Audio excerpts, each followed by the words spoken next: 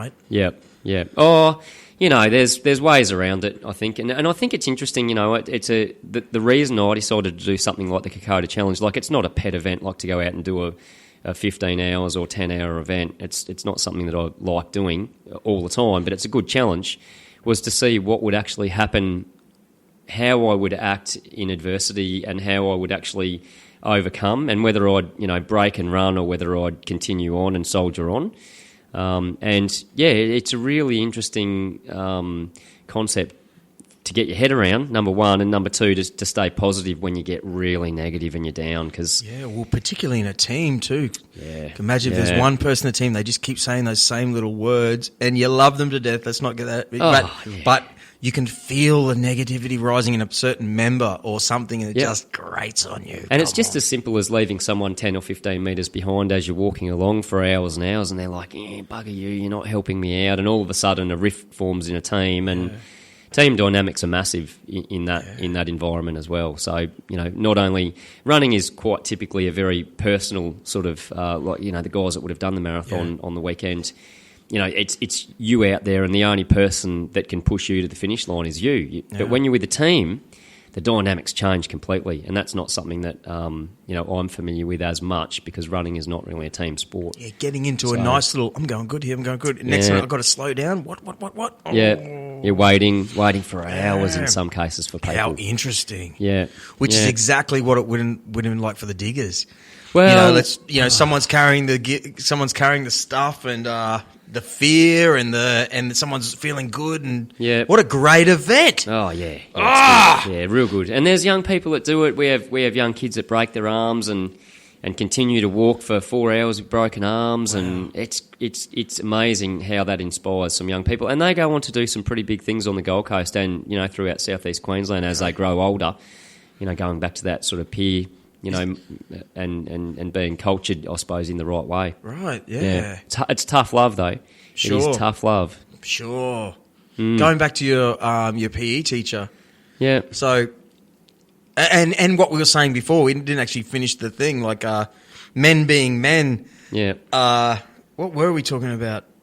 There's what were we talking about? I sort of got lost, but it was more like... it is great to have someone like your PE teacher who was a success at something. You can't argue with that. As a young bloke, when he's telling you, run, do this, do this, do this. Yeah, well, he's been there. He's been there. You can't argue. No. Simple as that. Yeah, absolutely. And, it's inspiring, and I think that positive environment, and, we lack a little bit of that these days. I think it's tough. The family unit probably isn't what it used to be, with both parents, earning an income just to pay for a house, and I think we do lack a little bit of that. But we'll ideally try and change that in the future. Yeah.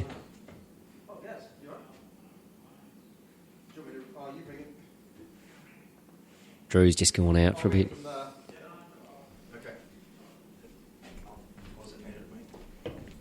Here he comes back again. Round two. Yeah.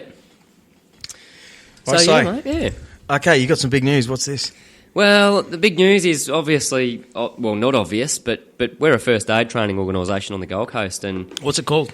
First Aid Accident and Emergency is our company. That's a company I put together about 12 years ago, just based around, I did a lot of first aid courses through Nobby Surf Club and Red Cross and St John's, and I tell you, I'd almost kill myself in the courses. They were that boring. So I decided to put together a bit of a funky, fun, fresh and first aid course. And that was 12 years ago, and in that time we've trained over 150,000 local Gold Coast people and businesses. And probably would have been maybe around about 6 months ago, we were contacted by the Mayor's office. And the Mayor, with the upcoming Commonwealth Games on the Gold Coast, as we all know, wanted a bit of a fresh approach to a specialised first aid workshop for him and his Chief of Staff, Wayne Moran. So they contacted me directly and asked me if I'd come and do a tactical style of course, or a course that was geared at realistic events. So I put something together for them and went into the mayoral office and helped them out. And unbeknownst to me, His wife had a massive heart attack in front of him last week on Thursday and arrested in Singapore. She actually went into arrest and died in front of him last week on Thursday. And after the training that he'd done with me, he jumped straight into action, started compression straight away, and with the skills that we taught him, got a defib onto her.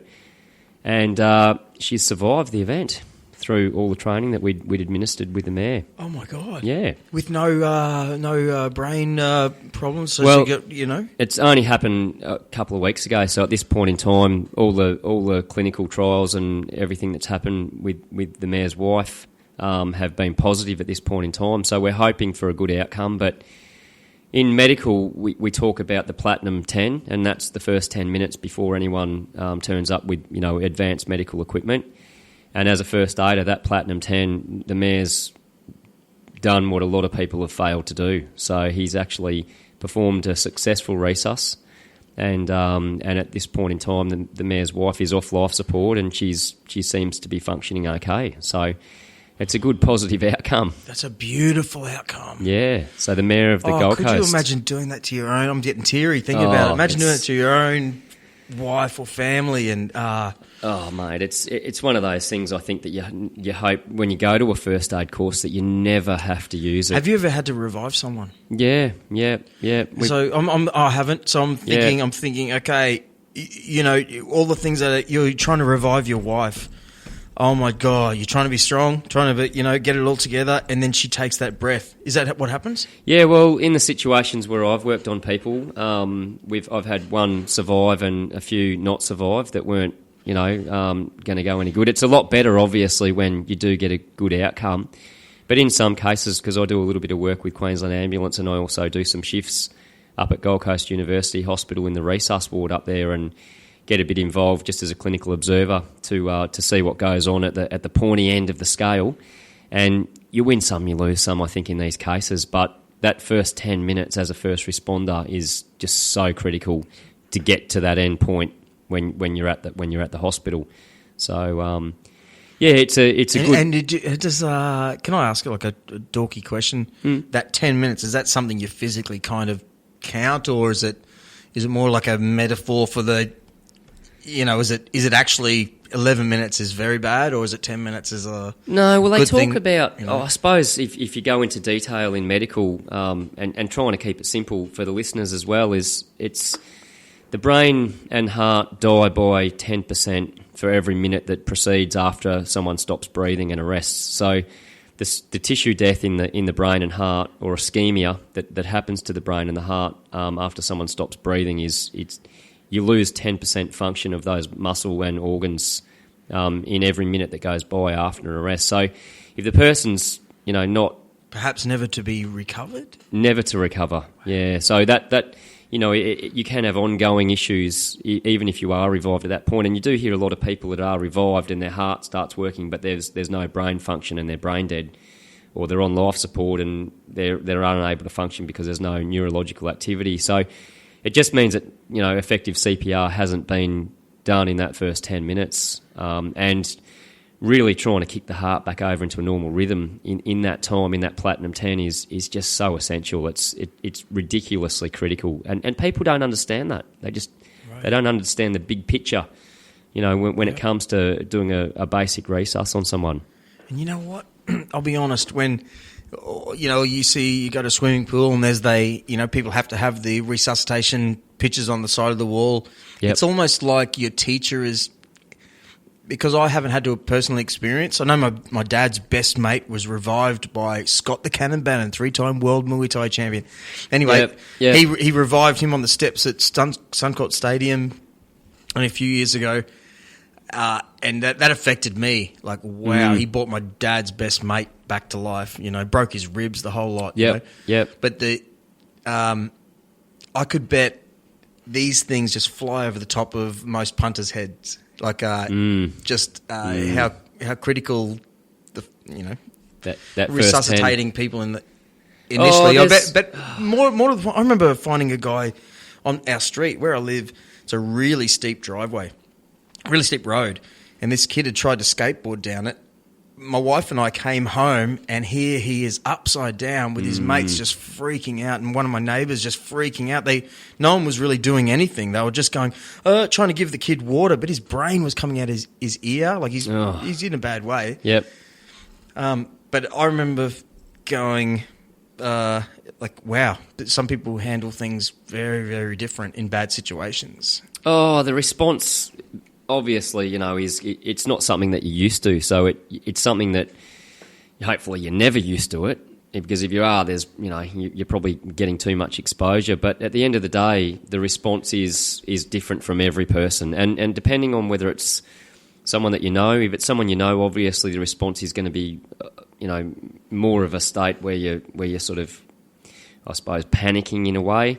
And for a workplace scenario where you don't know the person or you're actually working in that area as a first aider, I look at it like a job. And I think a lot of paramedics and people within the medical industry, they have to look at it like a job, because if you come home at the end of the day and you bring that baggage home, it's going to affect you in some way, shape or form down the track. So, and it still does. We look at the dropout rate of paramedics, police and the support mechanisms that aren't there for those guys in industry, and it's affected a lot of people in sometimes not so good ways. Yeah, because you have to wonder, just like school teachers, what's the reward? It's really unnatural to have to be a policeman for a start, like get spat on in the face, and even an ambulance drivers to be, cop things at like parties where, like, that's such a huge job, and we love them to bits, but are they paid enough? Yeah. I don't think they are. No, they're not. The reward is, I think, you're not in a job like that unless you're a helper, and you're either like that or you're not. It's just black and white as far as I'm concerned. We can teach certain skills to people, and at the end of the day, there's people out there that I know for a fact that will do the basics, but they're not naturally a helper, when you get guys that you work with in industry that have been doing the job for 20, 30 years with minimal reward and, all the pitfalls of working with rat bags and scumbags, with drugs and meth, it's, you might get a couple that come through that you've looked after a kid, or you've resussed a mum, or the skills that you've enabled, imparted on people have helped them as well. So, so they found some sort of personal reward. I think it's a personal reward. Maybe their own parents did it, and they're like proud of themselves, and there's some good on them. Yeah, definitely. Yeah, isn't that crazy? How there's just not that extra little 15 to 20% we can't pay these golden people. Oh, it's isn't that crazy? Yeah, I think it's there's especially when you're reviving rich people for a start. Like people, I'll bet you that you're reviving people that are generally better paid, and the people are locking up people who are better paid. The police are. That could you look at it that very way, well be the case. So I think all demographics, and I think there's probably another time, to have a good sort of debate about that, and I think the reasons for the job have to be there. You have to have those that commitment to the job. It's not people. A lot of those people in the industry aren't necessarily doing it for the pay. They do it because they want to do it. So, and they're very good at it. Oh, they're good at it. Not simply because they're good at it. They're good at it because of good training, and good training's one thing, but practice. If you can practice these skills, which we're not recommending that you go and practice, CPR all the time. But if you can practice these skills on a semi-regular basis, then that will help you to be able to perform it effectively when things go wrong in front of you, when there's a crisis situation. I've got to ask you, man, because I haven't been around death. Yeah, I really haven't. I'm not even going to bore you with the minimal stuff that I have, but I read a great book called Some by a brain surgeon. Okay. And I wish I could think of his name now. But basically it's 40 very short stories about what happens after you die. Okay. Right? And because he's a brain surgeon, he just sees death every single day. Like, this one worked, this one didn't, this one did work, this one didn't. And he just started looking, there's basically kind of 6 religions. So what happens if they weren't around? This is what happens. It's a beautiful book. And every one of them are, like every one of these 40 stories are classic stories. Yeah. What do you think? Yeah, well, I think it's, I think back in the day, we were, well, not we, but our society back in the day was so much more prepared and used to death because, you know, they used to hang people in the streets and